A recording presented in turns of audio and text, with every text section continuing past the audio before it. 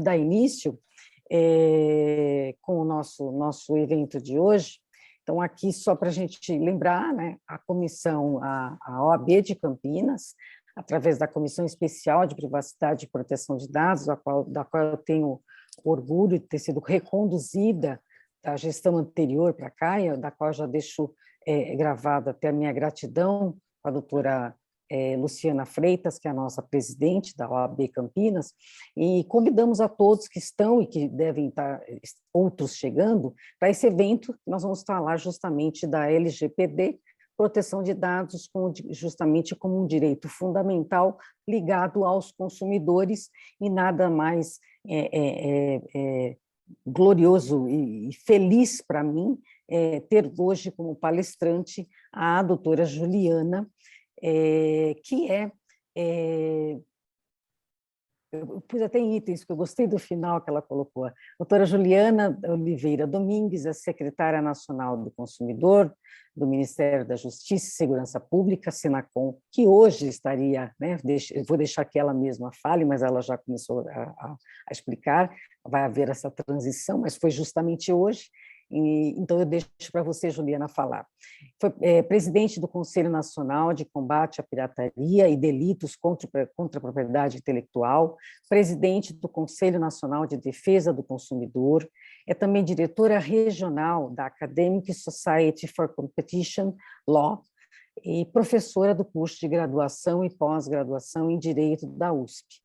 Ao longo dessas 2 jornadas, recebeu vários prêmios de reconhecimento profissional, como o Troféu Cultura Econômica, e foi destaque nas publicações e rankings internacionais.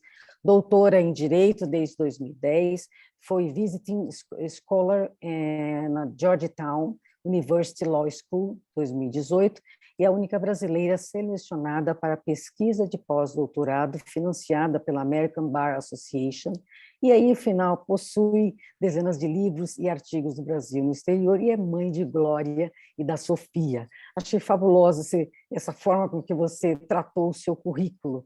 Teremos aqui também, antes de passar a palavra para a doutora Juliana, a mesa foi composta com muito carinho, e vai ser composta também com muito carinho esse mês de março, uma bancada sempre que nós prezamos bem, tanto na OAB como na nossa comissão, como em outras comissões que eu participo, nós prezamos muito pelo equilíbrio harmônico de gêneros, né, principalmente em bancadas, né, para que todos os gêneros possam falar, possam ter as suas oportunidades. Então, hoje nós estaremos aqui com a doutora Juliana, que será a nossa palestrante, eu estarei aqui como moderadora dessa bancada maravilhosa, a doutora Alessandra Aparecida Falasca, que vai estar como mediadora, a doutora Aline Andrieta, que é a nossa primeira secretária da Comissão de Privacidade e Proteção de Dados, como comentarista, e também temos aqui, para não dizer, até estou de ver de azul e rosa, para não dizer que não há um equilíbrio harmônico, o doutor Carlos Alberto Casanova Campos, que é presidente da Comissão de Direito Digital da OAB Campinas, da qual nós convidamos para fazer a mediação e está apoiando esse evento. Então, ainda que se intitule que o mês de março seja o mês internacional das mulheres, ainda assim nós temos aí uma bancada mais harmônica. Não tanto, porque geralmente a gente faz um equilíbrio mesmo, mas pelo menos existe uma representatividade harmônica. Muito obrigada, eu estou percebendo aqui que existem, registrando aqui a presença de vários colegas que são da comissão, estão chegando, a nossa vice-presidente Stella Serafini está aqui, da qual eu agradeço muito, e vou dar uma palavra, para ela falar algumas palavras, entre outros grandes colegas que estão aqui também, que ao longo do nosso evento nós vamos falar. Doutora Stella, por gentileza, se puder ligar a sua câmera e dar uma palavra para nós, muito obrigada por sua presença. Imagina, é um grande prazer, doutora Valéria. Venho aqui representar a diretoria da OAB Campinas nesse evento tão feito com tanto carinho, né? Doutora Juliana, muito obrigada, desde já, em nome da nossa presidente Luciana Freitas, em nome do nosso vice-presidente Paulo Braga e dos nossos secretários André Amin e Cláudio Vieira. Eu agradeço demais a presença. Eu cheguei na minha casa agora, então vocês ouviram, minhas cachorras estão enlouquecidas aqui pulando em mim, então eu já peço desculpas por algum latido que sair desavisado. Então, muito obrigada, doutora Valéria, doutora Juliana e todos os presentes, e desde já a OAB Campinas é a casa de todos nós, está aberta aí a todos os colegas, venham tomar um cafezinho com a gente. Um grande abraço a todos e muito obrigada novamente. Muito obrigada a você, Estela, por estar nos prestigiando. Agora, professora e doutora Juliana, muito obrigado desde já por você ter já aberto, né, em consideração ao meu pedido. Foi realmente, eu insisti com muita compreensão, nós sabemos. Então, a palavra é sua e logo em seguida a gente abre para alguma mediação e as perguntas eu peço que as pessoas vão escrevendo, se tiverem no chat, para que a gente depois, a comentarista, possa colher essas perguntas para passar para a doutora Juliana. Doutora Juliana, muito obrigada. Boa tarde a todos e a todas. Gostaria aqui de cumprimentar, né, vocês. Faço isso em nome da doutora Valéria, também aqui a doutora Estela, cumprimentando os demais membros, né, que vão compor aqui as discussões, doutor Carlos Alberto, doutora Alessandra, doutora Aline. É um prazer estar aqui com todos vocês e agradeço a insistência da doutora Valéria também, porque é assim que a gente consegue, né? Eu sempre brinco que o não a gente sempre já tem, né? Então temos que buscar sempre o espaço para o sim, e fiquei feliz de poder atender, e mais ainda, né, com o fato de que aqui vocês estavam buscando a Juliana, a professora Juliana, que perpassa a secretária, que eu falei, bom, se eles quiserem agora a representação da secretária, vai ser um problema, porque eu estou no dia de transição, né, de Secretaria Nacional do Consumidor para assessoria especial, e de fato é um dia de grandes emoções. Eu estava aqui agora há pouco com a minha agora ex-equipe, foi um momento assim de muita troca, e me sinto muito honrada de estar aqui com vocês para falar de um tema que eu digo que é dos temas mais importantes no momento, não só no Brasil e no mundo, né? Então, acho que isso é importante, porque quando nós vamos falar da Lei Geral de Proteção de Dados e da proteção de dados, né, como agora direito fundamental, né, e do consumidor, e o direito do consumidor também é tido como direito fundamental, eu sempre costumo puxar a orelha, né, digamos assim, dos grandes grupos econômicos, porque eu falo, olha, vocês falam tanto, né, do ESG, esquecem que esse S de social, né, que é o social, inclui direitos humanos e direitos do consumidor, né, e vocês precisam ter pautas voltadas para direitos do consumidor, né, e o consumidor, ele passou a ter ainda outras vulnerabilidades durante a pandemia, isso principalmente envolvendo a questão da proteção dos seus dados pessoais, porque muitos consumidores passaram a finalmente, né, a romper uma barreira que tinha com a internet, né, e esses são os consumidores que também ficam mais vulneráveis no campo virtual, porque não estão habituados, né, a mexer no campo virtual, e durante a pandemia, diante dos não só, né, do que foi adotado regionalmente nos municípios, mas também até pelo poder público de um modo geral, as pessoas ficaram mais recolhidas, né, ou em isolamento, ou em distanciamento social, e passaram a utilizar mais a internet, né? É óbvio que aqui eu não tiro de discussão o fato de que temos também uma parte da sociedade que ainda não tem acesso à internet. Então, estamos falando de um país que é um país como o nosso, que todos dizem, e realmente é um fato, né? É um país continental, com muitas diferenças regionais, com muita diversidade. Então, nós ainda temos que agradecer, né, o fato de que nós que estamos aqui nessa tela temos o acesso à internet e pudemos fazer boa parte daquilo que fazíamos no dia a dia online, né? Passamos a utilizar o banco online, a utilizar os canais de e-commerce, de transporte, para evitar sair de casa. Então, tudo isso é maximizado ao longo da pandemia, o que justifica também o direcionamento das políticas públicas da Secretaria Nacional do Consumidor, do Ministério da Justiça e Segurança Pública, para esse tema da proteção de dados do consumidor. Então, em primeiro lugar, eu gosto muito de fazer esse resgate, nós estamos falando também, né, aqui tem 2 eixos, né, que já foram tratados, que é a proteção de dados e o direito do consumidor, que tem base constitucional, e eu gosto de atrair também para esse debate constitucional o artigo 170 da Constituição Federal, que compatibiliza o direito do consumidor, a defesa do consumidor, com a livre iniciativa e com a livre concorrência. E por que eu estou dizendo isso? Porque nós temos, né, aí já virou até, eu digo, lugar comum. Quando eu estava na faculdade, era uma novidade falar de globalização, né, o Brasil começando a assinar os primeiros acordos internacionais, abrir os mercados, começamos a ter as agências reguladoras.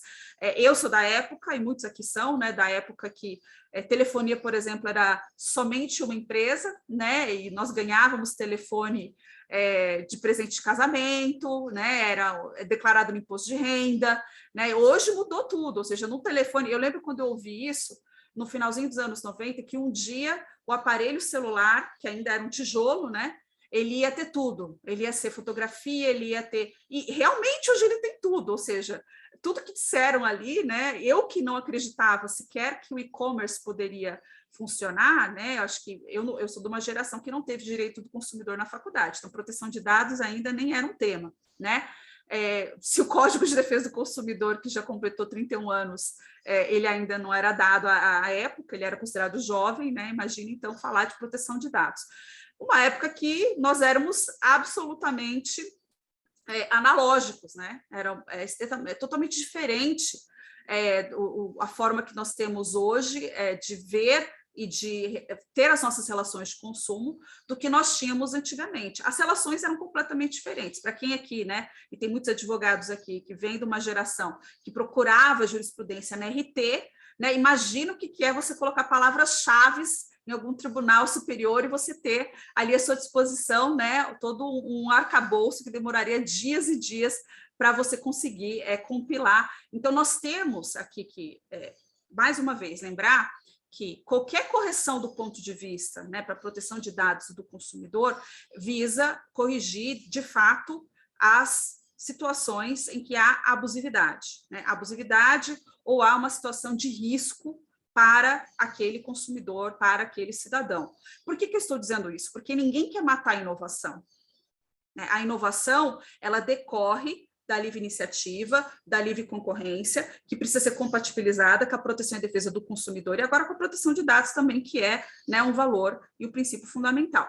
Então, não se fala aqui, né, de transformar o mundo no que ele era antes, porque, na verdade, nós temos uma série de externalidades positivas decorrentes da revolução digital, da indústria 4.0, como é chamada também, né, da internet das coisas, de fato mudou muito rápido. E o que nós vimos em 2 anos de pandemia foi justamente o que todos dizem, que 10 anos foram transformados em 2, né? 10 anos era esperado que tivesse a quantidade de volume de operações realizadas online, que você tivesse o alcance que hoje o e-commerce tem, né? E não existe mais nem barreira, né, de fronteiras, ou seja, minha filha é uma criança, mas eu suponho que algumas pessoas aqui nessa tela já eventualmente fizeram alguma compra e chegou um produto do Oriente na casa, né? Ou seja, fez uma transação que a gente chamaria, né, de uma transação internacional, de uma empresa que sequer tem CNPJ no Brasil, e assim, acreditando realmente que aquilo é seguro, ou seja, e aí em determinados momentos não é, né? Ou seja, você entrou numa página que não era uma página verdadeira, né? Você compartilhou seus dados pessoais, você compartilhou seus dados bancários, e isso vira uma bola de neve, porque esses dados são compartilhados e compartilhados, e eu falo que vira um tsunami, porque você não consegue, é igual você soltar, né, a comporta de uma represa, né? Como é que você faz voltar tudo, né? É muito difícil. Então, nós temos que trabalhar muito com o eixo da prevenção, que foi o que nós fizemos ao longo aí do último ano, com a campanha Proteja Seus Dados, Não Compartilhe, junto com a Autoridade Nacional de Proteção de Dados, né, que a ANPD tem conosco um acordo de cooperação técnica, foi o primeiro assinado, por eles tinham 4 meses aí de existência, e nós já tínhamos diversos casos envolvendo compartilhamento indevido de dados dos consumidores, e outras questões assim, envolvendo dados que são, de alguma forma, utilizados sem anuência do consumidor.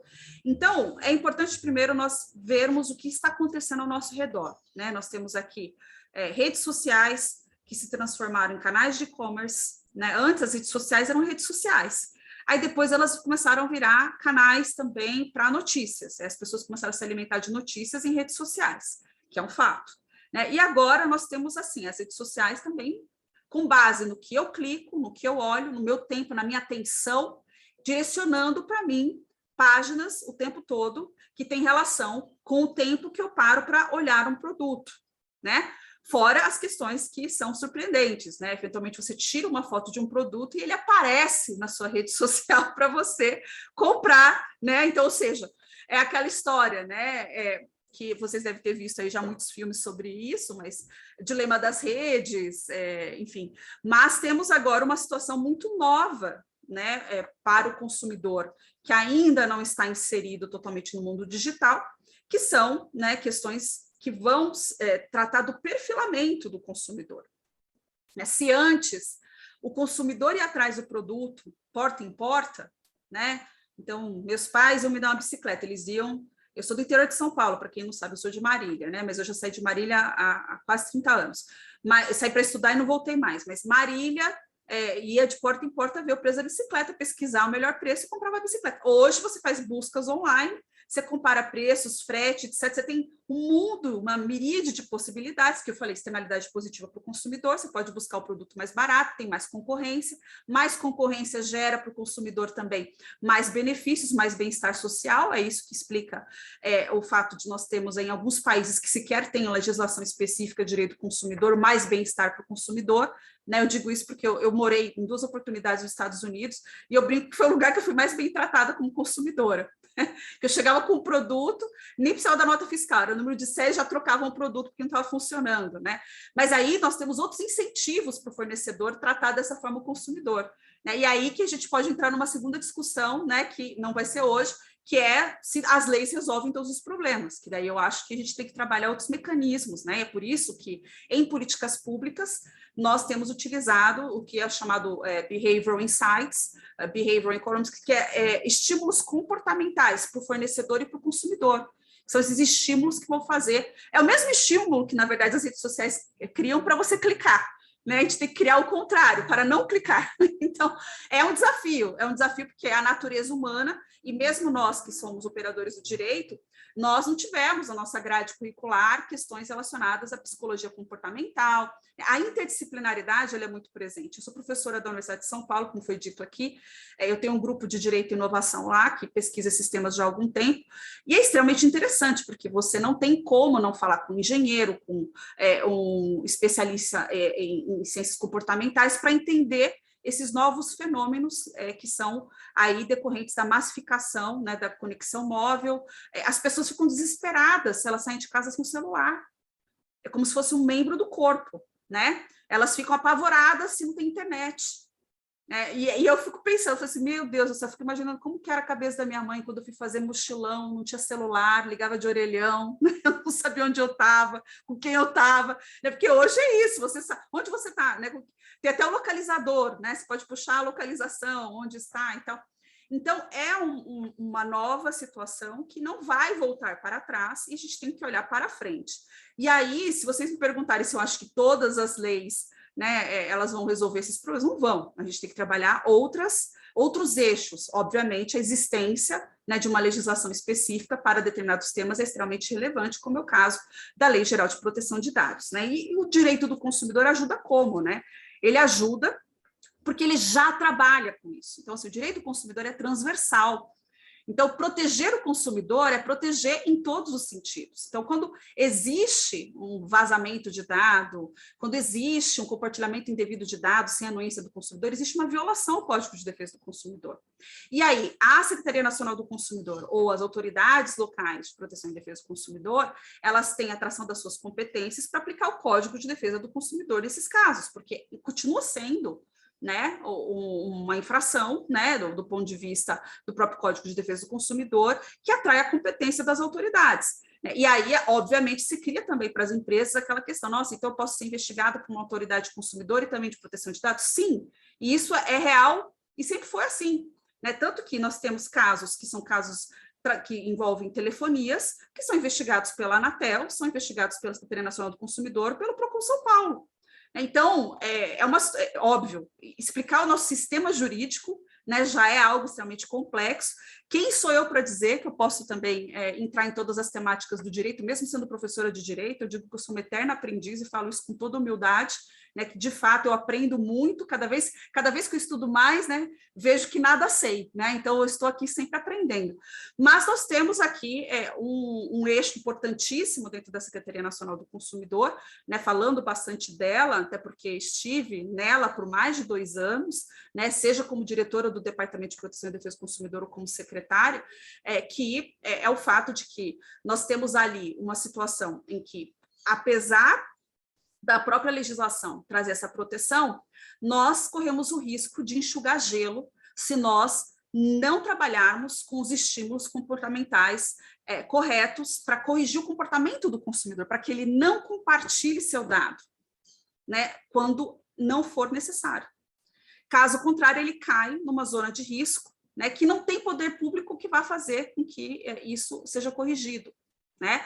Obviamente, é uma situação, né, que nós falamos aí de correção de vieses também cognitivos do consumidor, de segurança desse consumidor, né? Tudo isso é muito importante, mas aí achar a medida certa, que eu falei para vocês, porque é aquela história de que o remédio não pode matar o paciente, né? Então, o remédio aplicado, ele tem que ser na medida certa para que os benefícios decorrentes da era digital não sejam excluídos, né, do dia a dia do consumidor, né? As demandas do século XXI, basicamente, eu diria para vocês que boa parte dos problemas que nós temos são relacionados à ausência de transparência no tratamento de dados do consumidor. Eu não sei, vocês não sabem, né, o que fazem com os nossos dados. Quando você acabou de compartilhar com uma instituição financeira, com um canal de e-commerce, né? Então, essa assimetria informacional, que é uma falha de mercado, precisa ser trabalhada, a transparência, né? Outra questão que nós temos agora que tomar um pouco mais de cuidado, é com essa questão da que há uma intersecção entre as matérias, né? Ou seja, sempre que for possível trabalhar com uma cooperação interinstitucional, isso também traz segurança com relação ao que se deve fazer, o que não se deve fazer. No caso, o WhatsApp, né, eu estou vendo aqui pelo horário, e eu quero dar um pouquinho de espaço para a gente poder dialogar, e eu sei que a gente já está um pouquinho até atrasado. No caso do WhatsApp, quando foi mudar a política de privacidade, a Secretaria Nacional do Consumidor já tinha uma investigação em curso, chamamos, né, o Conselho Administrativo de Defesa Econômica, chamamos a Autoridade Nacional de Proteção de Dados, o Ministério Público Federal, e fizemos uma atuação conjunta. E isso foi extremamente bem visto por todos. Porque imagina, primeira coisa, né, que a gente tem que pensar aqui, quando a gente vai falar de direito administrativo, né, e de processo administrativo, tudo que se fala é de celeridade, né, de você trazer também decisões que são segurança jurídica, né, e se eu, a Senacom, a ANPD, todas forem agir de uma forma inédita para um tema novo, né, e desordenadamente, isso gera um ambiente de insegurança jurídica que não é bom para ninguém, né? Então, eu ainda não vi aqui, depois eu vou ver o que o Marcelo Fujita escreveu, mas, seguindo, né, aqui até o roteiro para eu terminar essa parte desse raciocínio, vocês imaginam como isso é complicado ainda quando nós temos a questão da acessibilidade, né, que foi um eixo que nós trabalhamos aí, lançamos o Plano Nacional, né, de Acessibilidade do Consumidor com Deficiência, porque esses, então, né, se sentiram ainda numa maior vulnerabilidade, né, porque não enxergam, ou porque não escutam, ou porque têm limitações físicas. Então, nós precisamos pensar, né, e eu digo que o papel da Secretaria Nacional do Consumidor e da própria Autoridade Nacional de Proteção de Dados é o papel de quem protege a floresta mesmo, né? Não é de quem protege a árvore. Quem protege a árvore é o PROCON de Campinas, né, é o PROCON de Marília, Defensoria Pública, que vai ter que fazer o atendimento pessoalizado ali para o consumidor.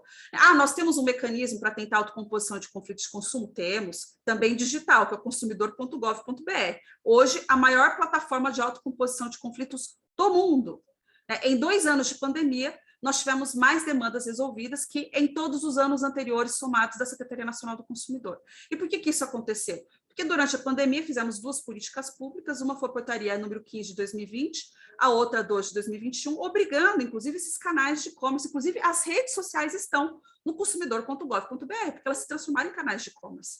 E nós vimos a curva de crescimento de reclamações, né, porque nós temos um outro sistema que é gerido pela Secretaria, que é o SINDEC, que tem o registro das reclamações dos PROCONs locais.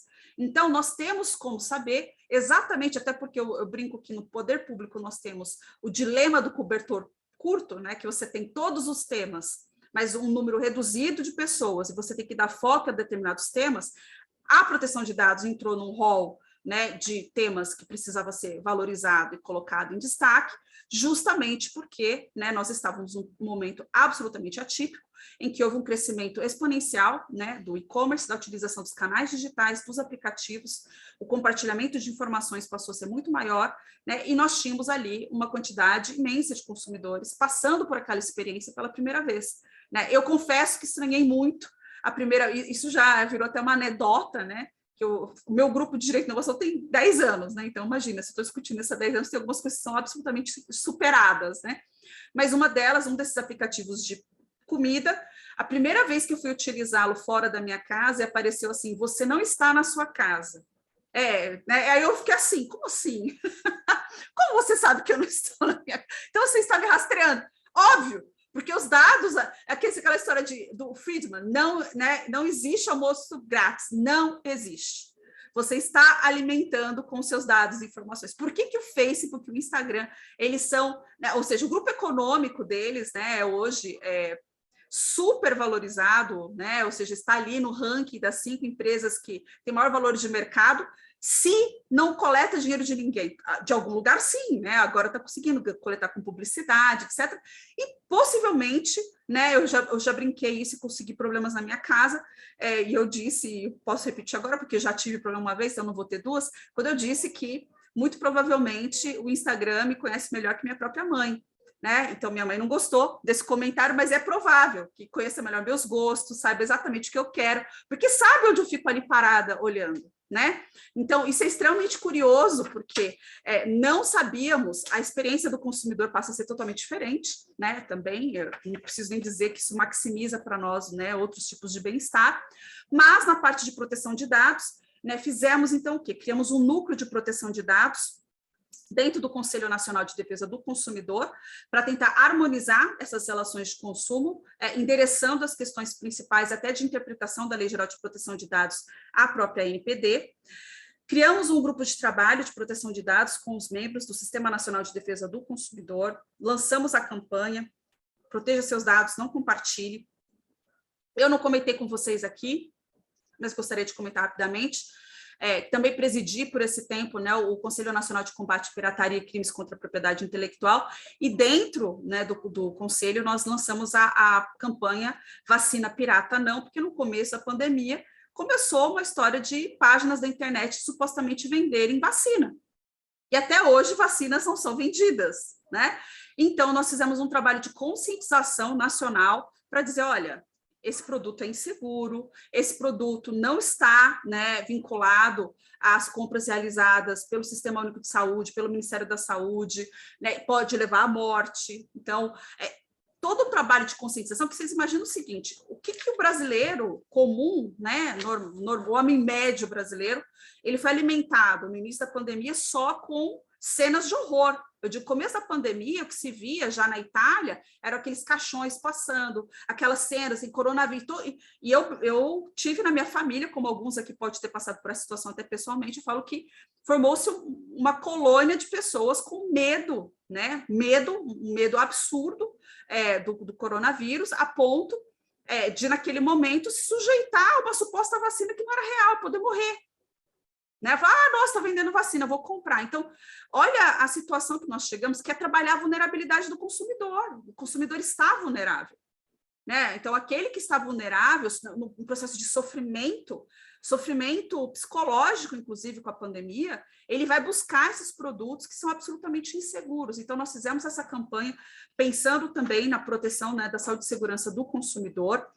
Com relação ao NPD, né, nós temos disponibilizado os dados das denúncias que são registradas no consumidor.gov.br, as reclamações, porque temos o acordo de cooperação técnica que permite isso, né? Obviamente, nós estamos em constante aperfeiçoamento dessa comunicação, dessa harmonização das políticas públicas, aproveitando todas as sinergias. É importante dizer que existe um parecer da Advocacia Geral da União que diz que a Senacom tem competência para aplicar o Marco Civil da Internet. Então, nos casos que envolveram compartilhamento indevido de dados de idosos para comercialização de crédito consignado, né, empréstimo consignado, que é um clássico, acho que muitas pessoas aqui já conhecem alguém que já tenham passado por isso. Nesses casos, nós aplicamos sanções, processo administrativo, ampla defesa, contraditório, tudo bonitinho, porque eu sou chata com processo, eu tenho aqui uma experiência muito grande com processo administrativo sancionatório, então, vocês estão falando com uma pessoa aqui que procurou aprimorar muito o processo aqui dentro do Ministério da Justiça e Segurança Pública, mas após toda, né, a parte investigativa e com todas as oportunidades, todas as instituições financeiras, sem exceção, foram sancionadas, porque ali existia, obviamente, uma cadeia, tem a figura dos pastinhas, né, que são os correspondentes bancários, etc. Não dá para você dizer que a culpa é deles, entendeu? Na verdade, tem um ganho econômico também do grupo econômico. Então, ali, no caso, todas as empresas tiveram aplicação de sanções, mas, como eu disse, isso dá gelo. A gente tem que trabalhar na raiz do problema. Quem está compartilhando esses dados? Quem passou o número do seu celular? Quem sabe que você vai se aposentar agora? Né? Então, aí está, né, o grande desafio, né, de todos nós, porque eu também acredito que a interação interinstitucional é o que vai surtir o melhor resultado. Eu, trabalhando sozinha, desconectada da NPD, da Polícia Federal, do INSS, certamente não vou ter os mesmos resultados se eu fizer uma atuação conjunta, né, uma espécie de força-tarefa. E isso é um desafio que não é só nosso. Né? As discussões com as autoridades, na UNCTAD, na OCDE, etc., as discussões são justamente nesse sentido de que nós temos que trabalhar em eixos mais transdisciplinares, inclusive se discute muito economia comportamental para adoção nas políticas públicas, né? E no caso do consumidor.gov.br, nós fizemos também uma ampla divulgação para ampliar esse canal como uma alternativa para o consumidor, porque durante a pandemia, PROCONs fecharam as portas, juizados especiais fecharam as portas. Então, nós criamos mais uma alternativa. Eu falo, o consumidor.gov.br é autocomposição de conflitos, não tem mediação. Às vezes falam, é um canal de mediação. A mediação presume que é um terceiro ali. Não, a gente faz a gestão, nós analisamos os dados, vemos se a empresa está respondendo bem, se ela está respeitando o prazo de 10 dias, se o consumidor está satisfeito, mas não existe uma interferência da Secretaria Nacional do Consumidor. Né? Então, é interessante porque é um modelo que se tornou uma referência mundial. Eu participei do evento de 50 anos da OCDE, né, na abertura, para falar do consumidor.gov.br, é tido como um super case de sucesso, porque registra mais reclamações no Brasil do que o sistema que eles têm na Europa. Né? E tivemos aí uma boa surpresa, né, de com as políticas públicas ter a manutenção da resolução das demandas na faixa dos 80%, antes era 80%, 81%, está na faixa de 78%, né? Se vocês forem pegar por setor, por exemplo, o setor de telefonia tem muita demanda, mas resolve mais de 90% das demandas no consumidor.gov com satisfação do consumidor, né? E tivemos aí uma crescente muito importante e queremos também trazer essa modernização, está na Casa Civil agora para um fechamento, né, o novo decreto do SAC, que também vai trazer multicanais. Porque olha só a questão do comportamento do consumidor, né? O consumidor, Juliana, nasceu usando telefone fixo e se adaptou ao mundo tecnológico, né? O consumidor, Glória, minha filha de 10 anos, e como eu disse aqui, doutora Valéria, eu faço questão de colocar minhas filhas no currículo, em todos, nos meus mini currículos, que eu falo que são as melhores produções da minha vida. Então, faço questão, né, de colocá-las no currículo e fico feliz com esse registro, né? São, de fato, aí as melhores coisas que eu fiz na vida são minhas filhas. Mas a minha consumidorinha, Glória, né, porque relação de consumo existe assim a partir do momento que você nasce, né? Porque o bebezinho nasce e já está usando uma fralda, é uma relação de consumo, né? Ou você está usando o seu plano de saúde, é uma relação de consumo. Então, ali a Glória, se ela puder, não discar para ninguém, resolver tudo no chat, ela quer resolver assim. Então, óbvio, tem que deixar o telefone para quem usa o telefone, tem que deixar os outros canais para quem... A ideia, né, do novo decreto é criar multicanais, mas o que eu acho que ele vai ser, que eu falo para vocês, encontrar o problema, a raiz do problema. Ele cria um índice para analisar a resolubilidade das demandas do saque. Porque, entre nós, ninguém aqui quer mais ficar recebendo protocolo e não ter demanda resolvida. E aí, nós vamos poder mostrar, olha só as empresas aqui que não resolvem nada.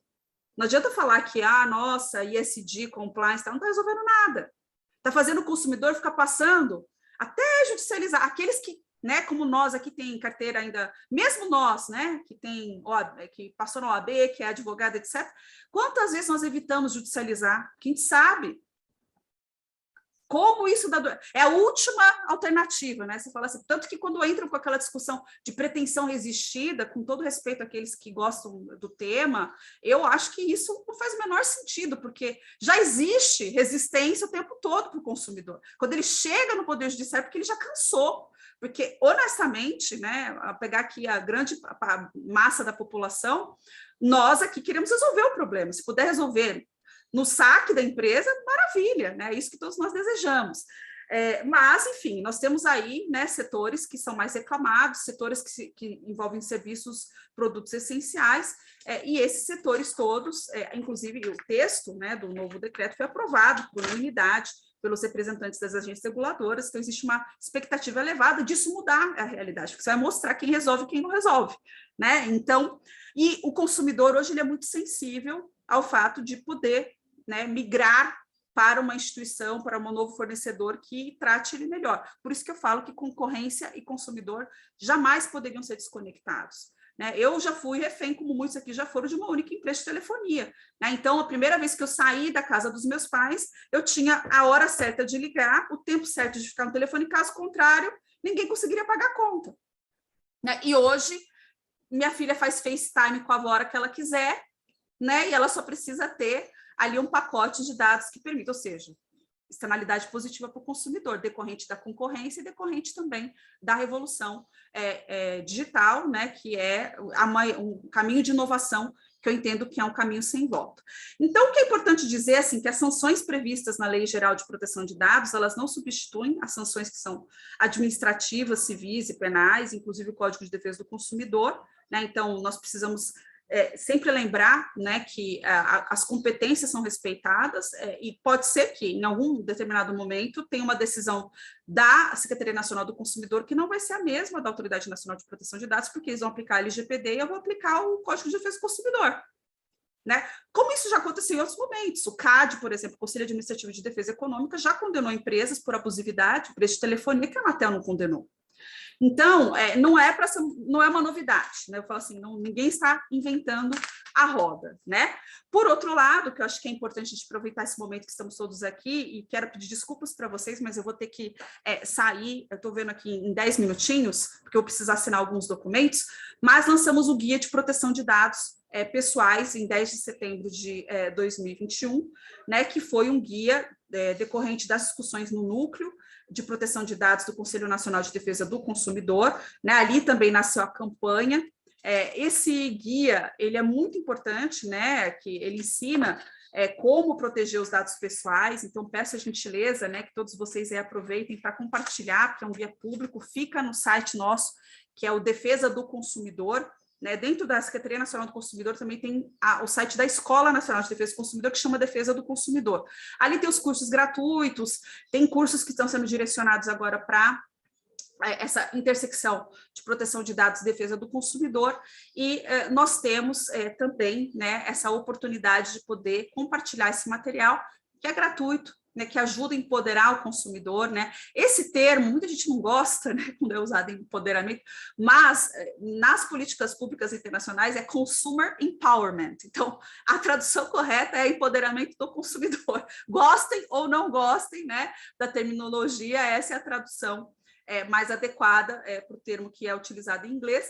E, obviamente, esse é um trabalho que tem que ser feito com continuidade, né? Então, o que eu pude acompanhar nos 2 anos de pandemia foi um esforço muito grande, coletivo, né, para que as situações de risco para o consumidor fossem mitigadas e, ao mesmo tempo, trazer, né, um material que fosse não só para os consumidores, mas para os fornecedores, principalmente aqueles de pequeno e médio porte, porque os de grande porte já estavam se adaptando à proteção de dados por conta das leis internacionais, né? Então, das leis que já eram aplicáveis na Europa, nos Estados Unidos.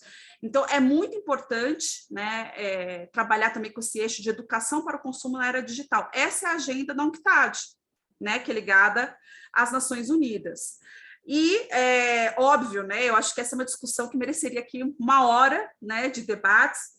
Queria aqui agradecer, doutora Valéria, a oportunidade de poder compartilhar um pouco, dizer que até pelo dia, né, e pelo horário, eu estou aqui só com um tempo mais reduzido, né, então apreciaria se a gente pudesse finalizar em mais ou menos uns 10 minutos, mas aí eu fico aqui à disposição, provavelmente com mais tempo agora como assessora especial, né, porque também diminui um pouco mais essa demanda urgente que surge da secretaria, mas queria agradecer a oportunidade de estar aqui com todos vocês, dizer que, acima de tudo, né, como eu sempre dizia que eu estava com o chapéu de secretária, o meu chapéu que é permanente é o chapéu de professora. Então, saibam que como professora, vocês podem sempre contar comigo, que esses temas são extremamente cativantes e são os temas do presente e do futuro. Muito obrigada a todos e todas pela atenção. Obrigada, doutora Juliana. Nossa, sua apresentação aqui, eu fiz um monte de anotações, como você mesmo disse, a gente vive aprendendo, e eu sou do teu time também, a gente vai estudando, e cada vez que a gente estuda, a gente chega à conclusão que a gente precisa saber mais. Eu fiz uma série de anotações, não vou tecer tantos comentários, a não ser um que você falou, é responsabilidade de todos nós, essa questão da proteção dos dados pessoais, sobretudo para que nós como consumidores, a gente já enfrenta, como você mesmo disse, uma série de obstáculos para chegar aos nossos direitos, então, não sei, quando chega ao judiciário, é porque a gente já não está mais aguentando, né? E aí faço um link justamente pelo fato da proteção de dados ter sido agora reconhecido como um direito fundamental, nessa toada a gente já sabe que agora é competência do Supremo Tribunal Federal resolver essas questões relacionadas à parte processual. Então, como é que vai ficar essas questões? Vai tudo para o Supremo Tribunal Federal? Você já imaginou se todas as questões relacionadas à proteção de dados agora, por ser direito fundamental, o Supremo vai ter que ficar definindo tudo isso? Então, a responsabilidade é de todos nós, antes de sermos qualquer cargo, estarmos em qualquer cargo, nós somos consumidores e titulares de dados, e como tal, nós temos essa responsabilidade. Muito, muito obrigada pela sua exposição. Eu vou passar aqui a palavra, nós temos 2 mediadores, o que eles têm a dizer, e depois já passar para algumas perguntas, para que a gente possa, hoje é um dia diferente, nós poderíamos conversar um pouquinho mais, mas hoje é um dia diferente que a doutora está aí nessa transição. Mas eu quero que fique gravado, Juliana, se me permite, a gente já conversa assim, você falou que hoje não dá para você falar mais, e foi tão difícil conseguirmos esse dia de hoje. Você, então, deixe gravado, por favor, então você já, no próximo cargo que você vai estar, você tem uma data ou mais que uma, para que a gente possa conversar com mais calma? Está sem som. Com certeza absoluta, contem comigo, vai ser um então, grande prazer. Então está ótimo, porque assim você fica à vontade, hoje é um dia de muita festa, a gente percebe que você está bem, feliz, e antes de encerrar, vou passar a palavra para a doutora Alessandra, que ela vai falar algumas coisas, depois para o doutor Carlos, e depois para as perguntas que está com a doutora Aline. Boa tarde, professora. Muito obrigada pelas suas palavras, pela sua aula, né? Em tão pouco tempo, nos trouxe assim muita luz quanto ao tema. E uma coisa assim que eu achei que é o essencial que você falou é com relação a corrigir o comportamento dos consumidores, né? Começando por nós mesmos, que às vezes a gente faz compras pela internet, vai passando os dados e não se dá conta dessa exposição tamanha dos nossos dados. Muito obrigada. Eu que agradeço, e mais uma vez digo para vocês de todo o coração que assim, esse é um tema que me causa um sentimento enorme, né, de provocações, como a doutora Valéria disse que fica anotando, eu fico também anotando o tempo todo. Então, eu sei que do que eu apresentei, nós poderíamos pegar muitos temas para discussão, né? Então, fiquem aqui à vontade para o nosso próximo encontro, até nós podemos aí aprofundar em algum tema específico, eu vou estar à disposição de vocês. Muito obrigada. Obrigada, Obrigada. doutora Alessandra. Agora eu passo a palavra para o doutor Carlos, que é o presidente da Comissão de Direito Digital, que está apoiando o evento de hoje, e tecer alguns comentários como mediador. Boa tarde a todos, boa tarde a todas. Doutora Valéria, obrigado pelo convite. Está aqui ombreando com a Alessandra, com a Aline, essa mesa, e em especial com a professora, com a doutora Juliana. Eu não vou me alongar demais, porque a doutora Juliana também já manifestou que tem um compromisso agora, mas só agradecer, e realmente foi uma aula, e você tem como uma função primordial de ser professor, e realmente você conseguiu transmitir todas as informações num curto espaço de tempo, passou toda a mensagem que você gostaria de passar. E nós aqui ficamos vidrados em ouvi-la, e foi realmente muito bacana, gostei demais. Teria vários comentários a fazer também, mas com relação a essa questão dos estímulos comportamentais, né, do consumidor, isso é muito importante, porque a gente sempre está batendo na mesma tecla, né? Tem que ter consciência no uso da internet, nós temos que tomar muito cuidado, muita cautela, isso a gente passa para os nossos amigos, para os nossos familiares, para os filhos, enfim, mas é um comportamento realmente difícil, porque muitas vezes a gente é pego naquele improviso, naquela agilidade, né, que a internet nos traz e nos dá, então a gente acaba sendo pego nessa impulsividade. Mas é somente agradecer mesmo, parabenizar a Comissão de Privacidade e Proteção de Dados por mais esse evento, e em convidar e trazer uma pessoa tão bacana para expor e para falar e trazer uma matéria tão bacana como essa do direito do consumidor, juntamente com a LGPD. Então, obrigado, viu? Obrigado, Valéria.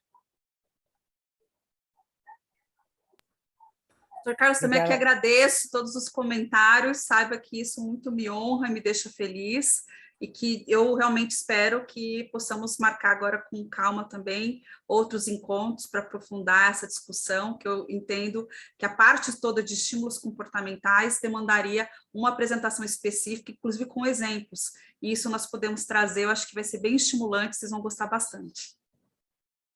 Muito bom. Antes de passar, se você puder, acho que tem uma ou duas perguntinhas para a gente poder liberar você, pode ser, Juliana? Não tem problema? Dá para responder?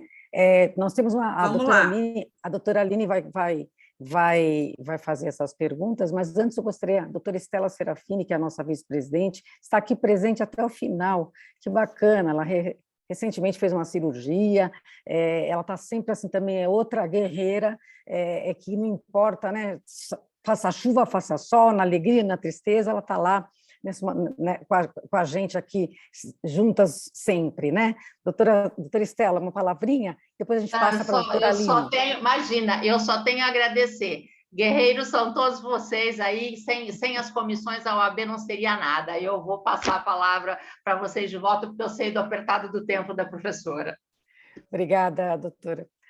Aline, se você puder, Aline, verificar se tem a Aline, nossa primeira secretária da Comissão de Privacidade e Proteção de Dados, Juliana, e ela ficou incumbida de ver o chat, justamente para que você não tivesse que ver. Mas como o doutor Carlos falou, você realmente nasceu para professora, e ela já estava de olho no chat, observando quais são as dúvidas durante a exposição. Vamos lá, Aline, com você agora. Eu pedi, doutora Aline, se possível, doutora Aline, que você passasse todas as perguntas que eu vou tentar responder numa tacada só. Claro, não, assim. São mais duas observações, acho que é bem rapidinho, viu? Muito obrigada. Uma coisa só que eu queria registrar, que eu fiquei muito feliz, eu não sabia desse ranking positivo do nosso país, da solução de tantos conflitos. Olha, parabéns, isso foi novo para mim, viu? Muito obrigada. Temos que divulgar mais isso, né? É uma coisa muito positiva. O Marcelo comenta com base no e-commerce na plataforma de rede social. Menciono aqui um caso empírico, o qual acionei o Procon São Paulo, que por sua vez determinou à empresa que recebeu o pagamento na compra online o estorno do pagamento efetuado. A empresa, por sua vez, se manteve omissa e, posteriormente, o Procon me direcionou a orientação por via judicial, pequenas causas. A pergunta é, como o órgão público, diante do caso concreto, exige da plataforma digital o bloqueio de páginas de empresas que não cumprem o Código de Defesa do Consumidor, tendo em vista ainda que essas empresas diversificam seus nomes vendendo os mesmos produtos? Continuo com a próxima observação, doutora Juliana. E o Marcos Sodré. O PROCON deveria levar os casos concretos sem resolução para o juizado especial de forma direta, sem a necessidade do consumidor ir até o juizado, o que adianta acionar a esfera administrativa e ela simplesmente, com negativa de resolução, encaminhar ao judiciário.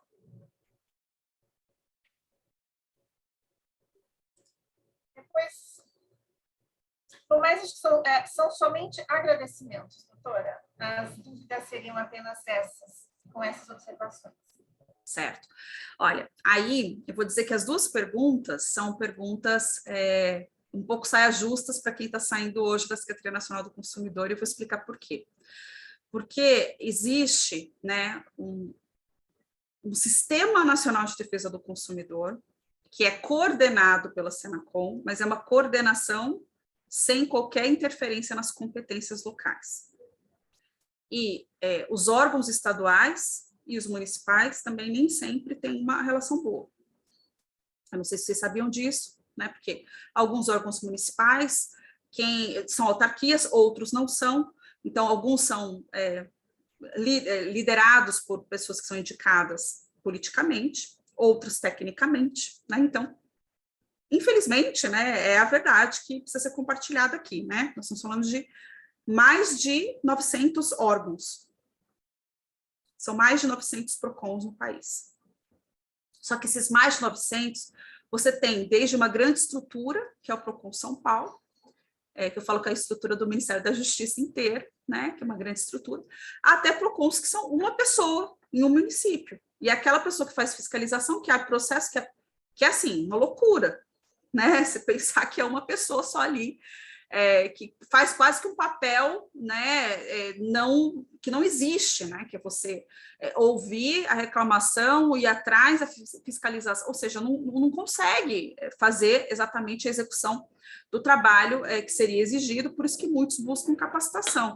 E é um desafio, né? É um desafio porque, como existem PROCONs muito mais antigos do que a própria secretaria, a secretaria é uma jovem secretaria. Nós tínhamos o Departamento de Proteção e Defesa do Consumidor, vinculado à Secretaria de Direito Econômico, que não existe mais. A Senacom completa agora 10 anos, oficialmente, né?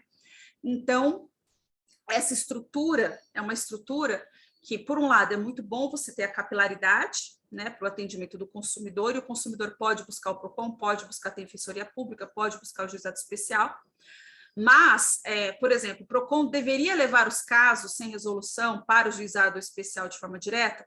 Aí eu digo, como é que eu vou dizer que isso, em tese, tudo é possível, né, mas qual que é a estrutura desse PROCON para ele poder fazer isso? Qual é a demanda que ele tem? Eu não posso, né, aqui traçar uma meta para um PROCON, levar esses casos, né, para o Juizado Especial, primeiro, né, porque eu acho que isso teria que criar primeiro um normativo que desse essa capacidade para os PROCONs. Está fora, salvo que melhor juízo, podem até me corrigir, mas não existe nada, né, que faça com que seja obrigatório para qualquer atendimento em PROCON, que leve depois essa demanda, até porque isso me parece que passaria, né, também por uma questão de você delegar poderes, né, como se você estivesse instituindo o PROCON, como você instituiria eventualmente um advogado, sendo que boa parte dessas demandas sequer necessitariam realmente de um advogado com procuração, a depender do valor da causa.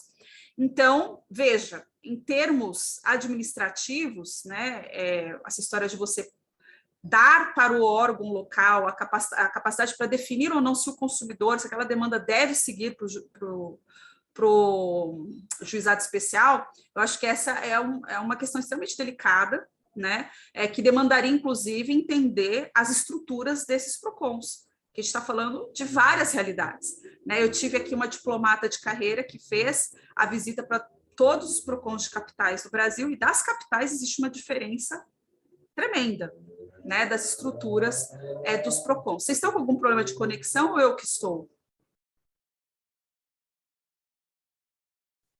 Não, então ótimo. Aí tem a outra pergunta, né, que é relacionada também ao PROCON São Paulo, né, que fala do pagamento, recebeu o pagamento da compra online, aqui dizer que o PROCON determinou o estorno desse pagamento, a empresa não resolveu, aí o PROCON direcionou uma orientação para ir para o juizado especial, e a pergunta por que está escrito que como que o órgão público, diante do caso concreto, exige da plataforma digital o bloqueio de páginas de empresas que não cumprem o CDC, tendo em vista ainda que essas empresas diversificam seus nomes vendendo os mesmos produtos. Aí a gente vai voltar, né, para a questão, né? Ou seja,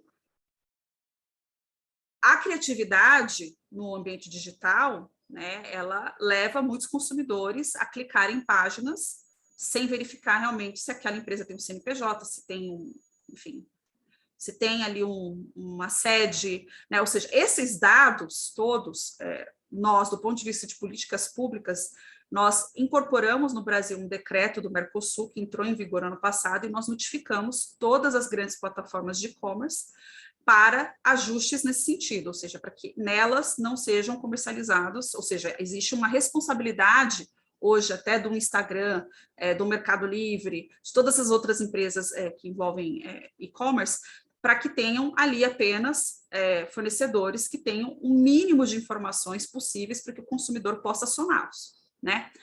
Isso não está acontecendo? Quando isso não está acontecendo, nós abrimos processo, nós condenamos as empresas, mas como eu disse, precisamos criar os estímulos comportamentais. O guia que nós criamos, voltado para comércio, para o e-commerce dentro do Conselho Nacional de Combate à Pirataria, né, ele é um guia que também cria, né, essas obrigações para melhores práticas e uma espécie de corregulação, né, do CNCP com as empresas para tirar do mercado, né, esses fraudadores, né?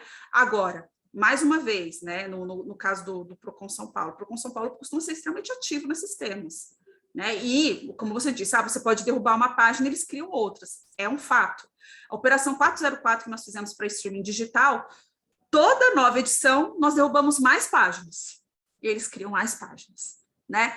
Então, por isso que eu disse que nós precisamos, até para resolver esse tipo de problema, né, de estratégias que vão perpassar soluções puramente jurídicas. A gente vai ter que entrar em questões que vão envolver engenheiro de dados, questões que estão fora do que a gente estava acostumado a resolver, né, com a praticidade de aplicar uma legislação e achar que aquilo resolveria o problema. Não vai resolver, né? Não vai resolver, então por isso que a gente precisa criar o que eu digo, né, são canais de monitoramento, trabalhar com regulação, fazer uma cooperação interinstitucional, né? Então, assim, realmente um desafio muito grande, né, para as autoridades públicas, porque nós estamos aqui lidando com situações que vão além dos nossos conhecimentos jurídicos, né? Mas existem mecanismos sendo pensados sempre nesse sentido. O canal, a plataforma e-consumer, para questões que envolvem as empresas que não têm CNPJ, das compras que são feitas fora do Brasil, está disponível para os brasileiros desde janeiro,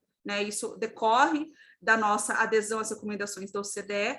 É uma plataforma que você pode fazer a denúncia desses casos, mas, mais uma vez, né, denunciar é extremamente importante para que haja correção e para que as autoridades, né, transnacionalmente consigam achar soluções, mas é importante se assegurar antes da compra, né, de que aquele canal de e-commerce é um canal seguro, que existe ali uma responsabilização, que é possível entrar em contato com aquela empresa, que ela existe. Então, esses são os cuidados que nós temos trabalhado na educação para o consumo na era digital.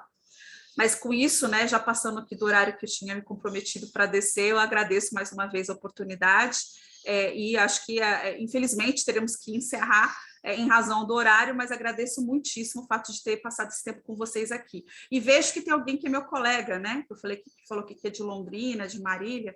Queria mandar um abraço, dizer que é uma honra ter pessoas que já passaram comigo, né, em outras instituições, e que ainda se lembrem de mim. Professora, uma grande alegria, não queremos tomar mais seu tempo, sabemos da sua transição, sua euforia, que é normal, é salutar, agradecer em nome de toda a Comissão de Privacidade e Proteção de Dados aqui da OAB Campinas, você aceitar o nosso convite e, como você mesmo disse, já anotei, tenho vários assuntos aqui para que a gente possa conversar a respeito ainda das questões consumeristas, LGPD e proteção de dados. No tocante eu gostaria só depois, antes de você ir embora, nós costumamos tirar uma fotografia, por isso que nós fizemos um sistema que não é webinar, é algo que todas Excelente. as pessoas todos que, se você não se opor, nós podemos tirar a foto, podemos todos abrir as câmeras. Carol, se você puder fazer isso, e só agradecer tudo que você falou, toda a prestação de contas, inclusive, que você fez de uma forma tão ampla, né? E, sobretudo, a importância da proteção de dados como um direito fundamental que veio para potencializar já o Código do Consumidor e a própria LGPD, que no seu artigo 45 também preconiza as questões de violação ao titular, que ficam à mercê das regras que já existem, que é o Código de Defesa do Consumidor, que você bem abordou, já tem os seus 31 anos aí, e está bem vivo e forte. Muito obrigada. Então, pessoal, se puderem, por gentileza, abrirem as suas câmeras. Carol, você poderia, ou Andressa, não sei quem está, registrar a presença de vários membros, inclusive também da presidente da Comissão de Privacidade da OAB de Mato Grosso do Sul, a doutora Giovana, eu acho que é Giovana, se eu não errei o nome, também está presente, Juliana, perdão, ela veio, estava eufórica para conhecer você. Então, uma fotografia, pessoal? Avisa, tá, Carol?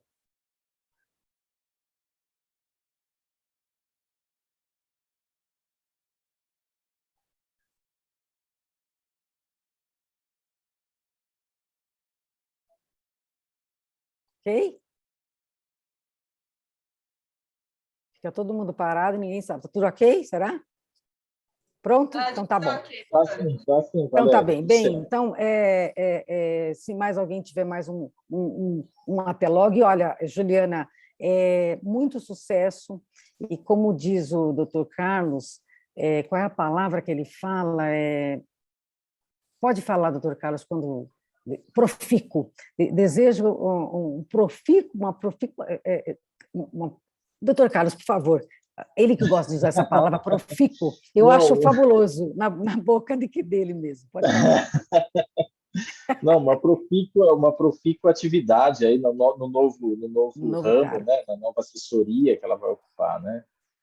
Então, e não vai ser difícil de te encontrar, né, Juliana? Porque eu sempre te acho no LinkedIn ou no Instagram, como você disse, sua mãe, você tem razão, o Instagram sabe mais de mim do que a minha própria família, isso também é verdade, e fica aqui já gravado o nosso próximo convite, então logo você se estabeleça ao lado do ministro da Justiça. Muito obrigado por você aceitar, muito obrigada pela consideração, a OAB se sentiu muito bem e esperamos acolhê-la novamente aqui, na nossa casa. Muito obrigada, queria dizer para vocês que foi uma hora extremamente agradável, parece que foram 15 minutos, né? Foi um prazer enorme estar aqui com vocês, e quem sabe não consigo até uma visita presencial à OAB de Campinas, será um grande prazer para mim, uma grande alegria. Nossa, muito bom, com certeza. Se Deus quiser, tudo vai melhorar e a gente vai conseguir isso. Um grande abraço. Um abraço. Eu mando depois as fotografias para a Patrícia, mando claro. Todas as coisas. Muito obrigada. Obrigada. Fiquem um abraço com Deus. a todos. Obrigada.